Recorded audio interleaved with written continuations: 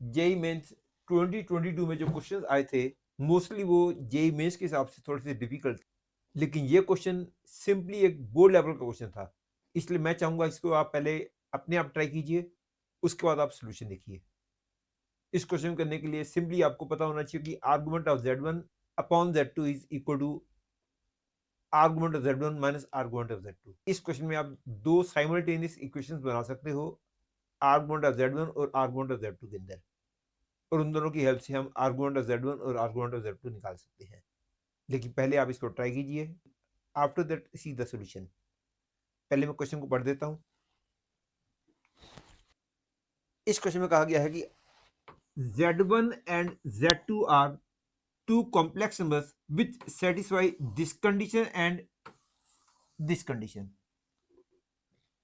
and you have to find which choice is correct। पहली बात तो आपको ये वाला फॉर्मूला पता होना चाहिए कि argument of z1 upon z2 is equal to argument of z1 minus argument of z2, और दूसरा फॉर्मूला पता होना चाहिए कि argument of z bar is equal to minus of argument of z, क्योंकि z यदि यहां होता है तो ऑब्वियसली z बार यहां होता है, तो यदि इसका आर्गुमेंट थीटा है तो ऑब्वियसली इसका आर्गुमेंट माइनस थीटा होगा, क्योंकि ये एंटी क्लॉकवाइज है तो ये क्लॉकवाइज होगी। स्टार्ट हमेशा हम positive direction of x axis करते हैं, इसलिए यहां से इधर जाएंगे तो ये क्लॉकवाइज डायरेक्शन है तो ये माइनस थीटा हो जाएगा। And now keeping these two formulas in mind, पहले मैं इस इक्वेशन के दोनों तरफ कंजुगेट दे देता हूं। I get z1 equal to minus I z2, and this means argument of z1 is equal to argument of minus I z2, that is I get argument of z1 equal to argument of minus I plus argument of z2, that is from here I get argument of z1 minus argument of z2 is equal to, आपको पता होगा कि minus आई का argument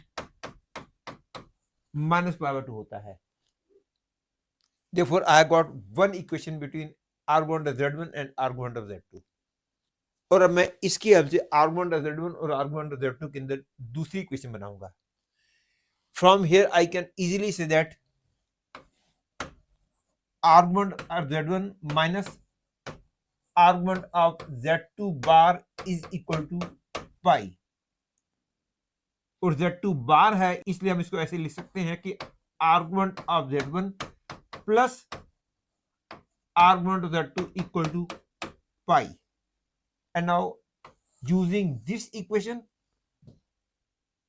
and this equation I can easily find the value of argument of z1 and argument of z2। दोनों को यदि मैं add करता हूं तो I get argument of z1 equal to pi by 4, hence the value of argument of z2 will become 3 pi by 4, hence I can say C is the correct choice।